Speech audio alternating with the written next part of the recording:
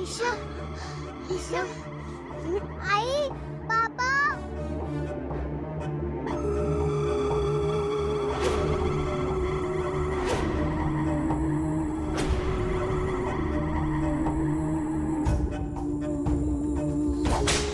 ईशा, ईशा, काय ईशा, काय होतंय बाळा? हा? ईशा, काय होतंय? ईशा, ईशा, ईशा, ईशा, काय होतंय?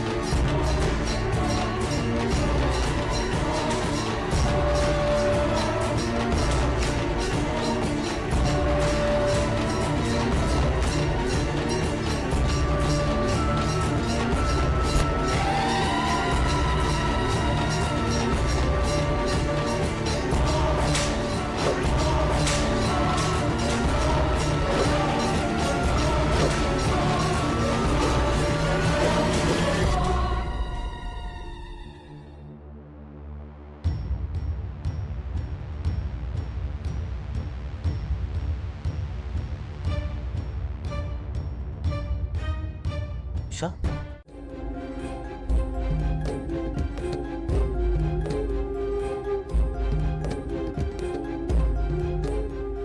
अरे अद्वैत, तू काय बोलतोयस?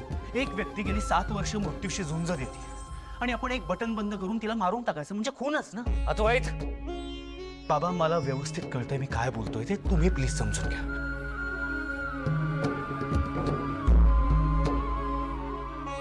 हो बाबा,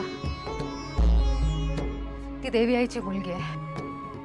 त्यांचं काय होणार हे फक्त देवी आईच ठरवेल. आणि इथून पुढे हा विषय घरात नको. का का विषय का नको?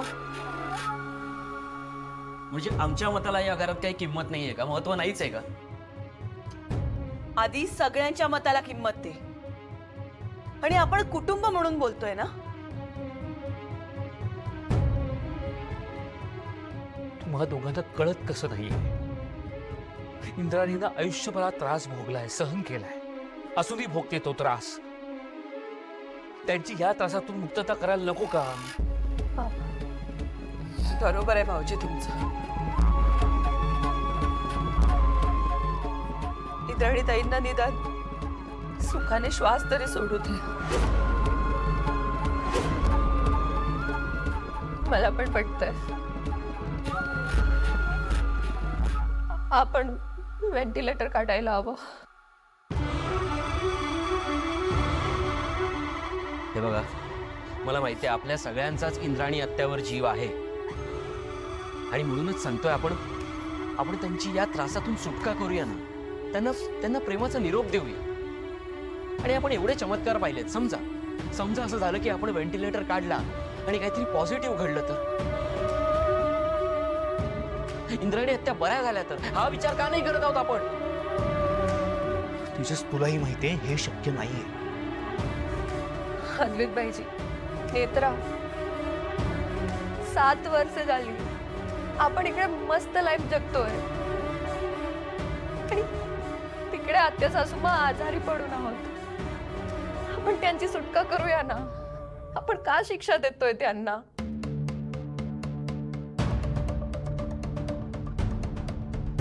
मला हे पटत नाहीये. नाही, मला माहिती आहे मी लहान आहे सगळ्यांपेक्षा, पण मला असं वाटतं की आपण इतकी वर्ष वाट बघितली ना, आणखी थोडी वाट बघूया. व्हेंटिलेटर नको काढायला.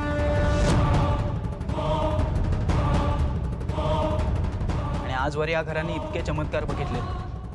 इंद्राणी आत्यांच्या बाबतीत सुद्धा एखादा चमत्कार घडू शकतो ना.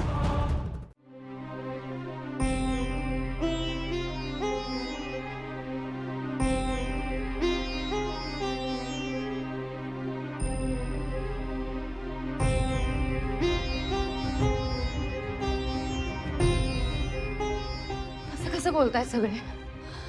असा कसा निर्णय घेऊ शकतात ते? व्हेंटिलेटर काढायचं बोलूच कसे शकतात सगळे? मला कळत नाहीये. तर ऐक शांत, आता लगेच कोणी काही करणार नाहीये. शांत हो प्लीज. मला एक गोष्ट कळत नाही, हा विचारच कसा येतो त्यांच्या मनात. हे सगळं संकेताप्रमाणे होतंय. ईशाला संकेत आला होता ब्रिज पडणार, ब्रिज पडला. तिला आज सकाळी संकेत आला होता की कोणाच्या तरी चेहऱ्यावरचा मास्क काढला जातोय. तुम्हाला कळतंय ना, हा संकेत इंद्राणी आत्यांबाबतच होता. आपण काही करून हे थांबायचंय, काही करून आपण थांबायचंय. मित्रा, मला कळतंय सगळं.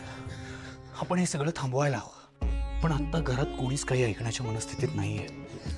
मुळात मला हे कळत नाहीये, बाबा हा प्रश्न घेऊन घरी आलेच का? त्यांनी डॉक्टरांना तिकडच्या तिकडे सगळं सांगायला हवं होतं. आता बघितलं ना मैथिली मावशींची कसं वागले.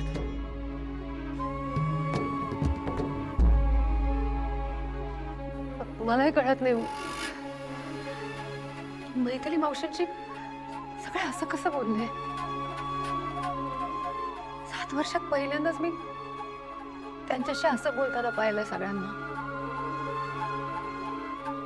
की वर्ष ते आपल्या सोबत राहतायत आणि त्यांनाच सांगत होते की घरगुती विषय तुम्ही बोलू नका.